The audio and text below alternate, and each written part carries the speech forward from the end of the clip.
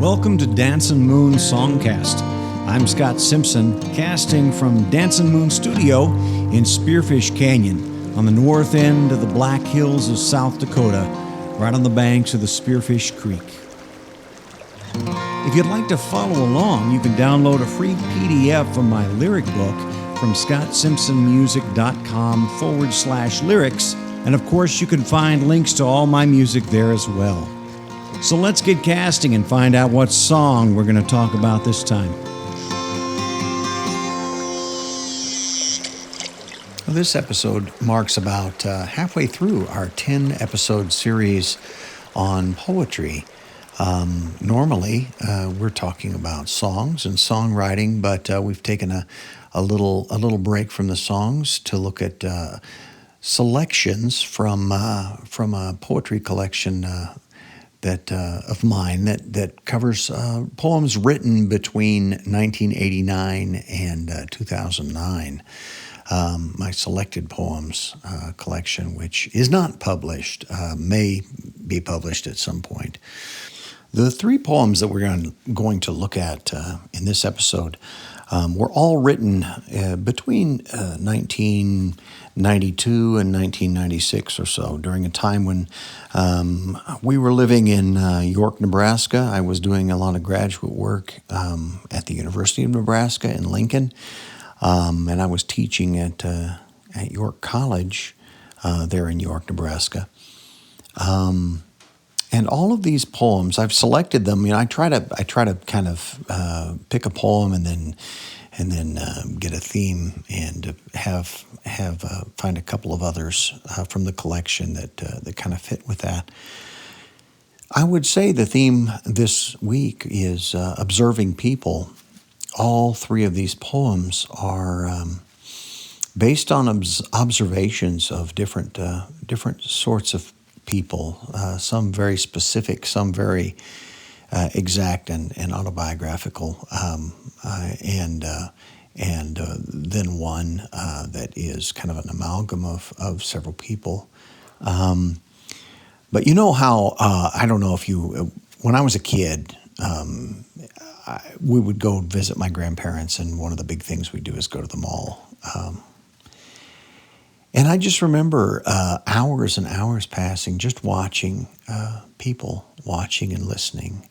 I don't know if you're like me, but watching other human beings is a really fruitful sort of thing for my thinking, for my reflection, and for writing. And I think most writers are like that. Fiction writers, poetry writers, songwriters. I don't think there's much that's more inspiring than other human beings. The ways that they are, the things that they do, the things that you can gather about them based on how they're interacting with those around them. So, anyway, that's a lot of intro before getting into the poems. But I just wanted to set this is a different kind of theme, and it's a tricky kind of theme because these are not people that I know deeply. Okay, and so when you observe someone at a distance, really, or someone that you engage with every once in a while, but you don't know them deeply, what comes out of that in the poem probably is more reflective of you than of them. If you understand what I'm saying, I can't get inside someone else's head, but watching them and watching them interact and watching the things that they do and the things that they surround themselves with really does invite me into my own head, into grappling and with what's going on, with what these relationships mean, with what I'm seeing, and with my own relationships, my own sense of self, my own sense of what's important. And so I would say that probably all three of these are observations of another human being that opens a doorway into reflection on myself. And so with that in mind, we'll go ahead and enter into the poems. This first one is titled Joe and Marge at the Movies. And it is a what's called a prose poem, which basically means it's not broken into lines. It looks on the page. It looks like prose. It looks like a short paragraph. So this is Joe and Marge at the movies. They were getting old, and they didn't even know it. Joe smiled like the crow's feet, and the false teeth and the double chin didn't show, weren't there. Marge walked just like the base of her neck didn't bow up and hump down into her spine, just like the index and middle fingers of her right hand weren't twisting slowly, year by year, as the knuckles grew to the size of chestnuts. Joe held that hand when they strolled down the aisle to find their seats, bought popcorn that they put between them, placing their hands in the sack together, later fighting playfully over the last kernels. And as the movie progressed, Joe slid his arm behind Marge's thin shoulders, resting the crook of his elbow around her crooked back, like they were made to fit like that. At the end of the show, Joe would grin big as a kid, or maybe cry. Either way, Marge would stretch over with her tiny face and kiss his chin, the touch soft as the muzzle of a colt. They would leave slowly, reluctant as lovers at the end of a long-awaited first date, wanting to stretch it out, wanting it not to end, waiting to see all the credits, hear the very last note of the closing overture, remarking that movies are just too short.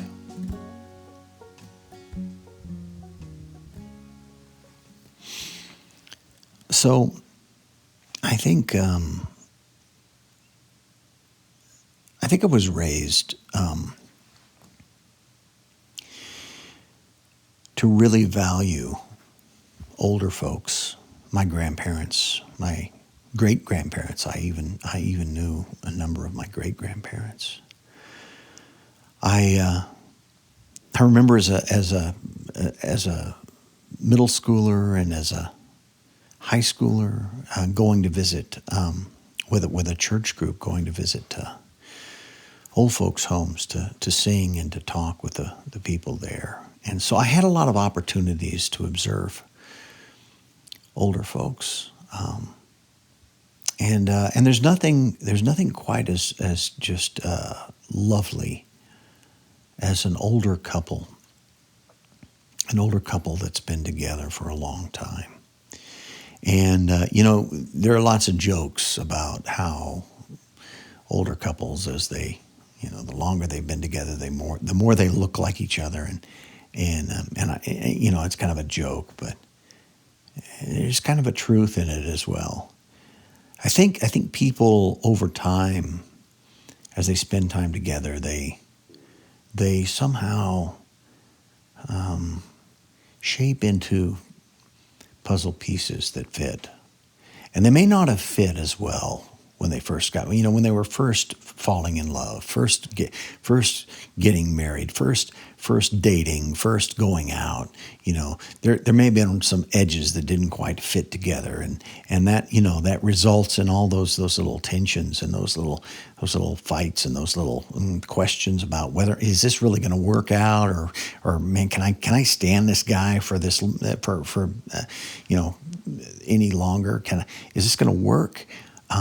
But over time, as all those things work out, as all those things work out, and the edges, the rough edges, get smoothed off, and from the outside perspective, people looking at may just see a couple of old people that are getting older. They're getting humped. They're getting, their fingers are twisting. They're losing their hair. They're whatever. But that's an outside perspective, and it's an outside perspective that doesn't see very well. From within, if you have the eyes to see it, when the relationship has lasted that long, and I've known some couples who had long relationships like that and stayed in love the whole time. Oh, they just fit. They just fit like a matched pair. Like there's no possible way they couldn't have been made to go together. And then the only sad thing is that the movie has to end, And, and existentially, maybe it doesn't, Perhaps they go on together. That's the hope. That's the goal of humanity, that it's not over when it's over, that it's continued into the next stage. And but for the rest of us watching them from the outside, of course, we see that, and it's both a beauty and a sorrow to see their movie end, especially when it's a pair of grandparents and when one passes before the other, that can be a sad thing, a difficult thing. But I think for me, what I was grasping for was this thing in which these two, in this poem, Joe and Marge, have just grown to fit each other. Grown to fit each other. They have their things that they do. They have their things that they say. They have their jokes. They have their, they just know this is what we do. And I think it's a lovely thing. So, Joe and Marge at the movies. This next one's a very, very short poem. And it's just titled Jay. Jay. Jay used to ride around Lincoln, Nebraska with a little empty child seat on the back of his bike. He told me once that it wasn't the divorce that bothered him.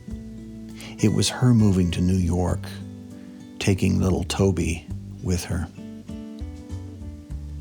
I always think of Jay that way, riding around town with a little empty child seat.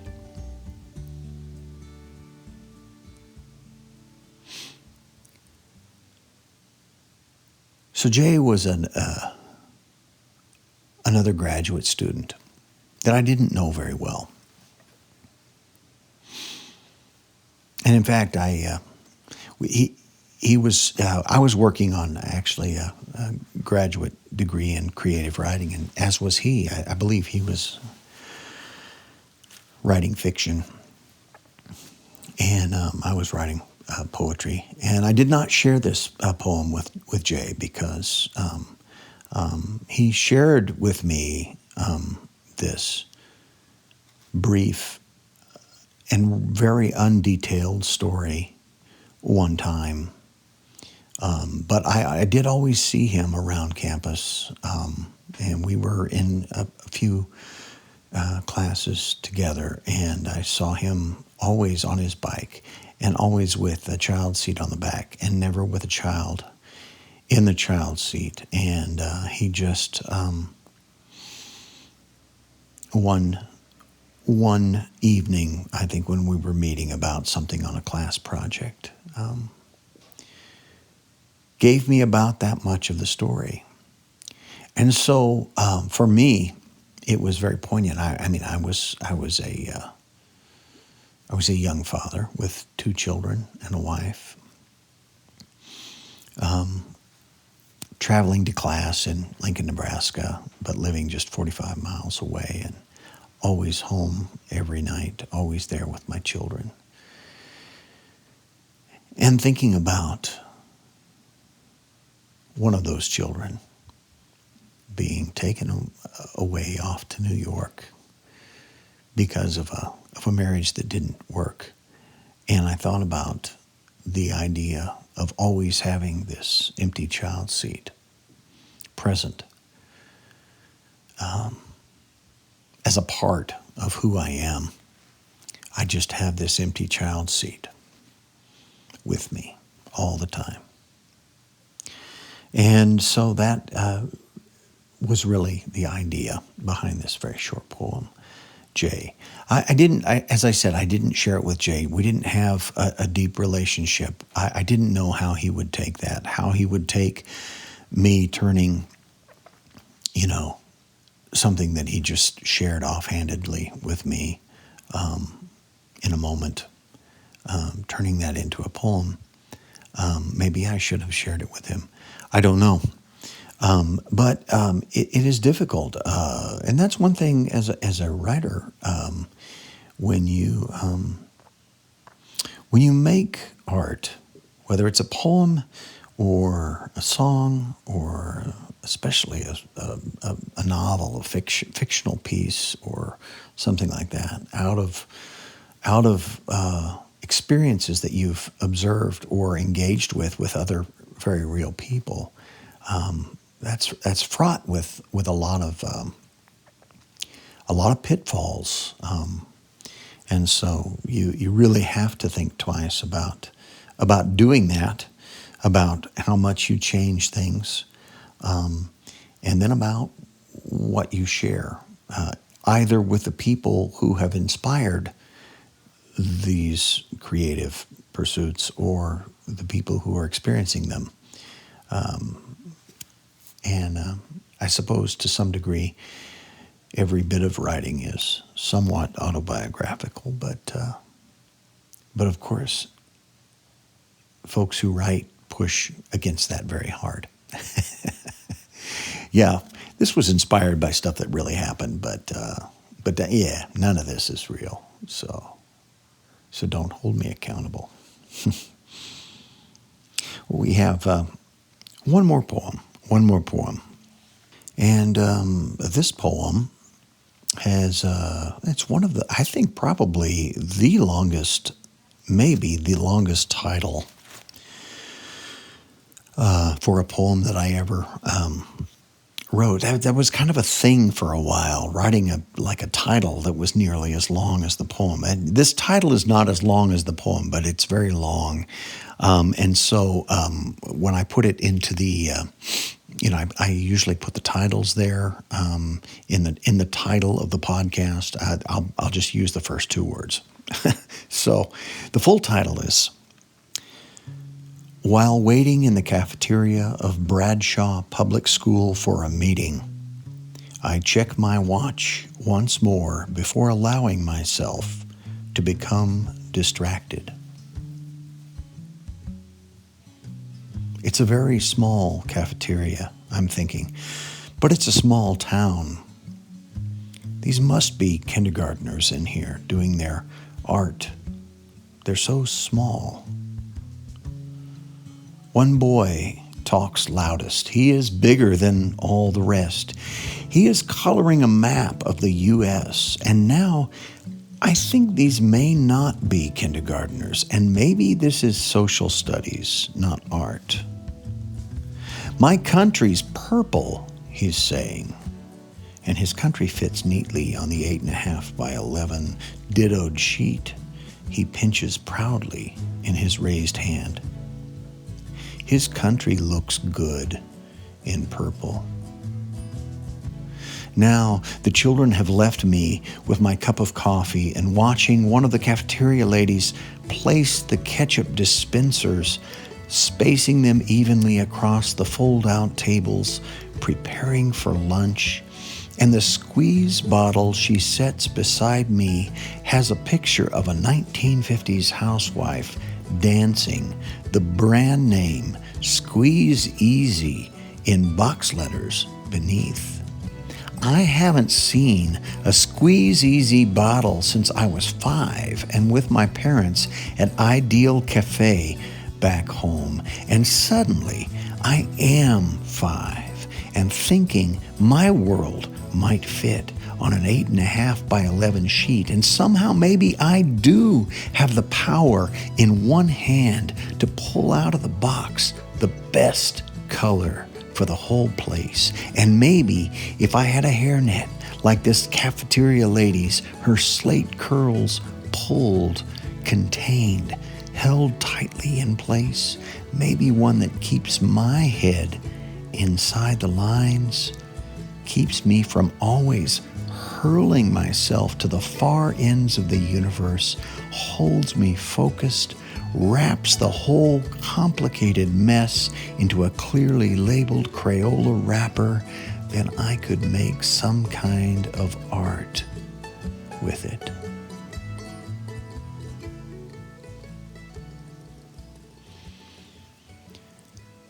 So, I had finished my master's, which was in English curriculum and instruction. And I was teaching at York College, which had a brand new teacher ed program. And so a lot of the things that I was doing was visiting small schools in the area in that part of Nebraska, either to set up field experiences for teachers, prospective teachers who are going to be going out and doing some work, observing or being helping out in a school, or actually observing student teachers who were placed with teachers in schools. And so I don't recall precisely what I was doing on this visit to Bradshaw Public Schools, but I was there apparently a bit early, as I recall, and visited the office, and they said I could wait there in the cafeteria until the folks I was going to be meeting with were ready. And so as I was there, these were my observations. And I think, once again, as I said at the beginning of this episode, when you observe others and then you take that and you write about it, quite often, especially if you're creating something like a poem or a song, what comes out is more about you than about them. So there were children there, and I didn't know anything about the class. I didn't even know exactly what the class was doing, if it was an art class or a social studies class, why they were there in the cafeteria, other than the fact that they were spread out. They had some worksheets that they were coloring on, and this one young man who was very much the center of attention was very proud. His country was colored just right, and he had done that. And I felt this sense of power, of control that this very young man had, that he could pick the best color for his country on his 8.5 by 11 sheet. And I, once again, as a young father, young husband who had finished a master's and was now moving out of teaching in high school, moving into college, taking on additional responsibilities, feeling the weight of not only work but family, but also the weight of, I think, politics, religion, all those big things that we think very high and mighty thoughts about feeling the need to bring things back to a simplicity, to the kind of simplicity, to the kind of control that happens when you have an 8.5 by 11 sheet of paper and you just pick the best color for the crayon that you're going to draw. That simplicity, that straightforwardness, which you recognize as an adult is not a true simplicity. It's an oversimplification. Nothing is that simple. Nothing is that pure. Nothing is that straightforward. Nothing is that easy.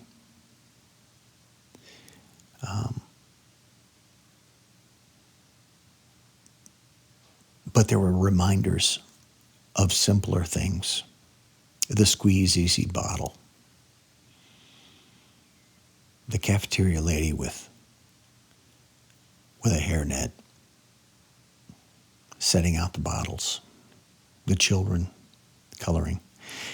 And these reminders,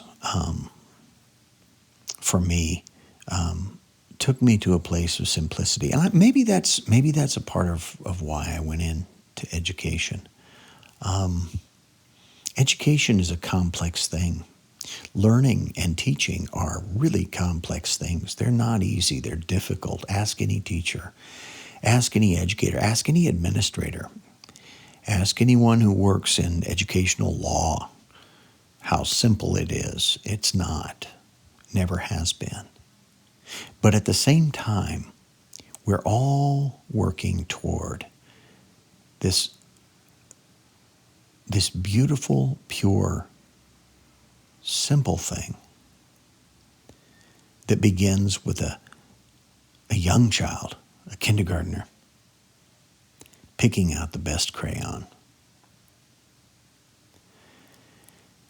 and doing something on an 8.5 by 11 sheet of paper that he or she can say, this is mine. This is what I have done. And isn't it just right?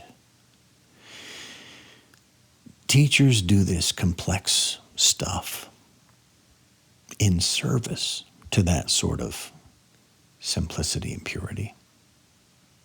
And we know those kindergartners grow up, and we know that they become middle schoolers and have all kinds of challenges, and they become high schoolers, and then they become adults, and they have all of the difficult. And we are there as educators and indeed as parents, watching the simplicity and the beauty of childhood, knowing that it's going to morph into all kinds of complexity and pain and also joy, but valuing those moments of clarity and beauty and simplicity when they happen, and wanting to be there for that, and wanting to nurture it in the right way so that it doesn't twist into something hideous later in life. The things that happen for those children have so much impact on what happens to that young man or young woman or middle-aged man or middle-aged woman. And that's the beauty of being an educator. So we went into education on this one. That wasn't even the theme. The theme was observing other people. So but there we go. That's I think that's one of the beauties of a poem, in such a very open, structured way, able to pursue where the idea goes, where the words take you, where the images carry you, letting yourself be carried along into the things that matter most. For me, as an educator, as a person who's always worked in education, learning that idea of young people learning is always not too far from the center of whatever it is I'm talking about or thinking about. So there we have it. Thank you for joining me for another one of these poetry episodes.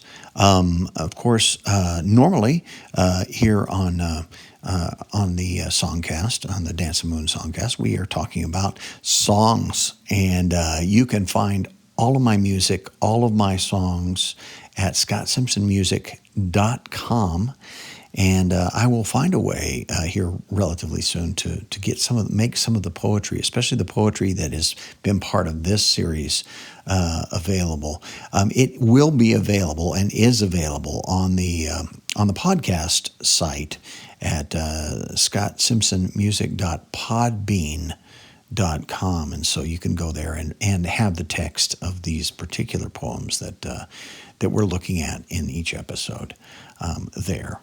I appreciate your time. I appreciate your attention. I appreciate being able to spend this time with you, and to spend this time with these poems that I haven't spent time with in a few years. It is a wonderful journey for me, and hopefully brings some fresh ideas and fresh thinking and fresh images to you as well.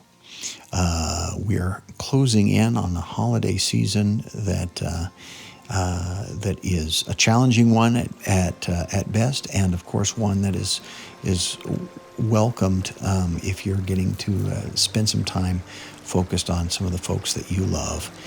Recognize that many of us during this time of pandemic are not going to be able to be physically close to some of the people we would like to be close to. So my hope for you is that your holiday season is a good one, where you find ways to show those whom you love, to show them your love, even if you can't be right there with them and touching them and hugging them and stuff like that. So this holiday season, stay tuned and be well.